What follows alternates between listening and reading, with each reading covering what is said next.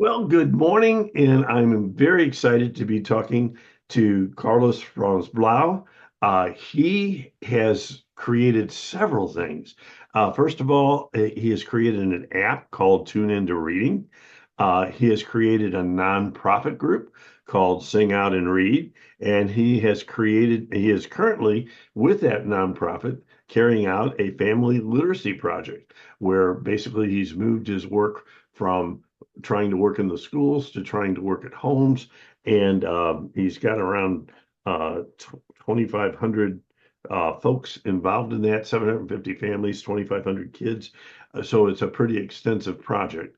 So that all said, I'm going to start by asking Carlos to tell us a little bit about his personal background and credentials, and then we'll get into the origin story of the program, which was a serendipitous event. Okay, so Carlos, it's all you. Go ahead. Thank you, Sam, for spending this time with me today and being interested in the work that we do. In a nutshell, I grew up in a family business that has nothing to do with education. It was a cigar business, literally. I was the cigar guy, and my father, pretty much the founder of that business here in Tampa, Florida. That kind of makes sense, right? Tampa, the cigar business. And when I was always as a kid, I loved music, but I couldn't tune my guitar. I couldn't sing in pitch and tune. I'd go out for the school musical, but they always said to me, "We love your enthusiasm. How do you feel about painting sets?" And so I never got that starring role out front with the microphone. Fast forward to 2000. My kids were small. My wife and I have three kids now in their late 20s and 30s, and they were small. And I used to insist on singing them lullabies and or the night songs we called it. And my wife gently suggested that given my challenges in the area of pitch and tone, I might want to refrain from doing that singing for fear of doing brain damage to the children. Obviously, I married my wife, among other things, for her sense of humor. But long story short, I did create a piece of software that would teach me to sing in tune and in rhythm. Rhythm I had okay, but singing I needed something sharp or flat. And that piece of software turned out unexpectedly to help kids who were way behind in reading. And that launched starting in about 2003, 2004, what's become kind of what I feel is very much my life's work, my important life's work, and that's working with kids who are way behind in reading, using singing. It's a sort of like karaoke on steroids, and to make rapid improvement in their reading, Sam. So, is that good?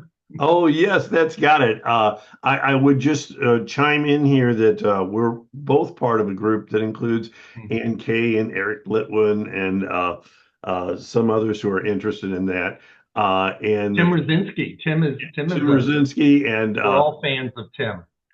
Nina, all of whom there is a huge research base to say the kind of thing you're doing works and has good, solid research. The practices are research based. So I just wanted to chime in with that. Okay. So, how does this program help parents help their kids learn sound symbol relationships? Sure. About the amazing impact that your project has had because Mhm. you sent me a white paper that just blew me away in Mm. terms of Yeah. the success that you've had. Um, and Sure. then after we talk about that, we'll do a quick visit to your website. Okay, Great. so it's all you. Terrific. I'm gonna start with just a quick show and tell that shows you kind of the tools of our trade, so to speak, the tools that we use. The main one being, and I apologize for my messy office behind me, but this is a very simple 7-inch tablet that goes home with the kids for 12 weeks.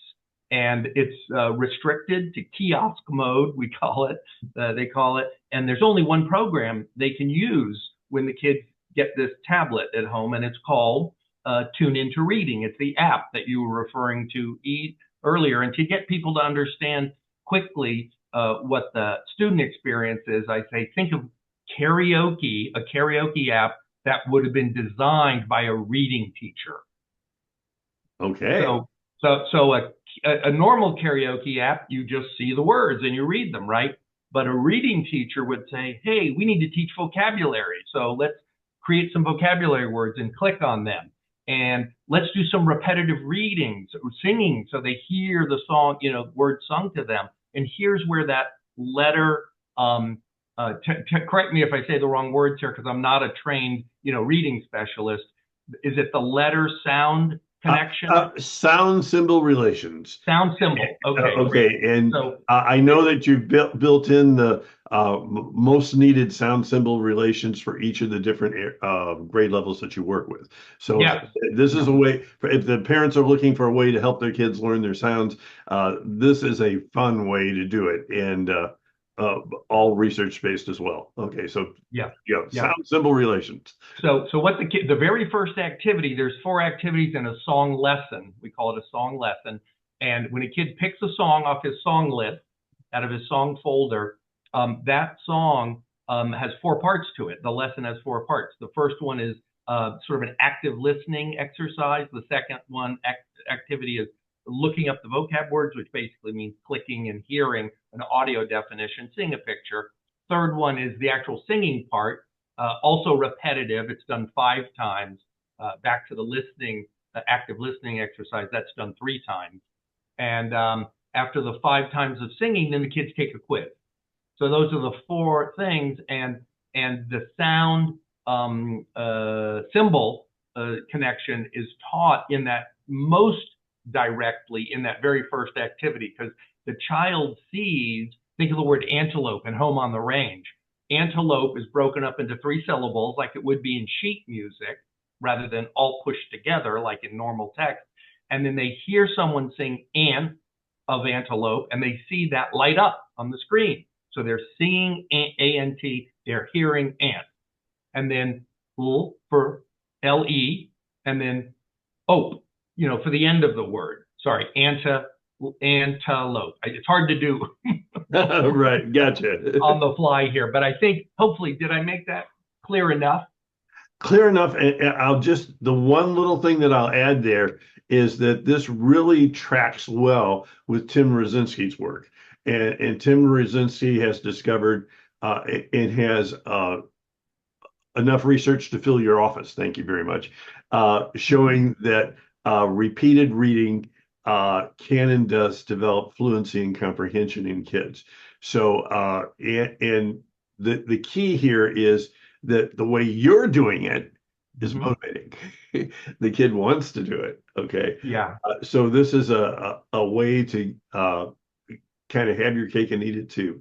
A very motivating way to get that repeated reading and performance in. And Sam, if you don't mind me just relating an anecdote from our early days of working on this part, we're on version 8 of the app now. Actually 9, I take that back. Wow. When we started, the very first program was called first it was called Terriatune and Singing Coach. It was renamed when we put it into retail, but anyway, and the first research done with struggling readers was done with those discs we used to sell through CompUSA, and it was titled Singing Coach. But we noticed that kids who, struggling readers, might be told, hey, read this little bit of text, over and over, multiple times, try to get that repeated reading in. The kids wouldn't do it. But the song lyrics, in order to get gold stars for singing, they do it 20 times. So it's sort of the analogy we made early on was, oh, this is like you want your kid to be fit, so you can tell them in shape physically, go run around the track 10 times. They're not going to do that. But you can say, hey, go play tag for an hour. And they'll play tag for an hour and exhaust themselves, but it's all about putting it into a game. And so that's the perfectly explained analogy. Yes. And motivation and motivation that has a huge research base behind it. So excellent. Oh, okay. Well, I think next, how about we visit your website just for a moment? Sure. And this is where things could get a little dicey. I'm going to do a share screen and see if we get there or not. All right. So there we are. So there'll be a link to this website, how it works, about SOAR. We've already talked about that. The impact, signing up, sponsoring a family, spreading the word. So I really want to encourage all my viewers to have a look at this website. And I want to drop down to the bottom of the website and show that Family Literacy Project. So uh, there's the uh, That's the screen. That's the singing screen. That's activity this, number 3 out of the 4, Sam. okay, and I'm noticing here that it comes with headphones, so Oh yeah. that's really nice. And the kid can keep this for the duration, and it it is it's what you use in the Family Literacy Project. So before I leave your site, is there anything else I should be showing my viewers? And most importantly, how would someone who's interested in Mhm. getting this for their child or for a particular group, Mhm. how would they go about that? So let's Sure. start with first, is there anything else I should be showing them out of this website? No, I think that's, I mean, there's videos. We're going to include some links to videos that are hosted at our YouTube channel, which is a more convenient place to go watch videos sometimes. Um, but I leave people with the message: if you're in the Tampa Bay area, sign up. Sign a kid up between the ages of 6 and 12. We call them cohorts. We start cohorts every month, every 30 days, and as long as our funding holds out, we do our best to take everybody. We tell people there's about a 30-day waiting list, and maybe it goes to 45 sometimes. But if you're in the Tampa Bay area, that's the easiest way to get involved. By the way, anyone is welcome to reach out to me personally, Carlo at singoutandread.org. If you're outside the Tampa Bay area, then still reach out to me at Carlo at singoutandread.org, but I'll be talking to you with a different hat on, and that's a hat where there's options for you to purchase the program. And if you want to get involved, if you have a local nonprofit that wants to use this program, we have a whole way of enabling that nonprofit to use our program to accomplish their mission. So I hope I didn't confuse too many folks with that. No, and I would mention in our prequel where we talk to each other, I'm going to try to get you talking to some local nonprofits here in St. Louis Yeah. and see if we can get something going here. So anybody could get to this if they contact you directly, and Yeah. people living in your area can get to it just by uh, having things delivered. I think that's pretty clear. Okay. So I'm going to now stop the screen share and Yeah. drop on to the next question. And that is your predictions about the future of using music to help reading. I know we have the group that we talked about earlier with Eric Litwin and Tim Rosinski and Ann Kay, Mhm. and there's a great deal of research showing about this. What's your sense of things? Is this going to Mm. make a difference? Well, Uh, yeah, yeah. I think Ann Kay's efforts in this area inspire me. I mean, her passion for this is, I first met her in 2006, 2007, and she's just a force to be reckoned with, a force of nature. I think uh, by her continued work and this group, I think that she's pulled together Eric Litwin, the author of Pete the Cat, the founder of Lyrics to Learn, Tim, the ambassador of the czar of fluency. And forgive me if I'm not mentioning everyone in the group. You, of course, Dr. Sam. Um, I think that bodes well for this. And I'll say one more thing, and that's one of the silver linings, I think, of COVID, of the pandemic, is that I feel like I don't have data to back it up, but I do feel like, but see, by the way, you can see my little dog in the chair there behind me. Um, I feel like more parents are probably actively involved in their child's education, particularly the younger children, than maybe there was before the pandemic. And I think that's more of a good thing. I don't think that's a bad thing. I think that's a good thing. And I think they're open to trying different approaches and, because they didn't go to teacher preparation school and learn this is the way you remediate reading problems. I think they're more likely to try singing, whether it's watching Disney videos with the bouncing ball on the lyric, or just turning on the closed captioning, the subtitles when the kids watch TV. So yeah, I'm optimistic, Sam. Okay, I am as well. I'm going to say anything that we left out. Now would be the time to speak now or forever hold your peace.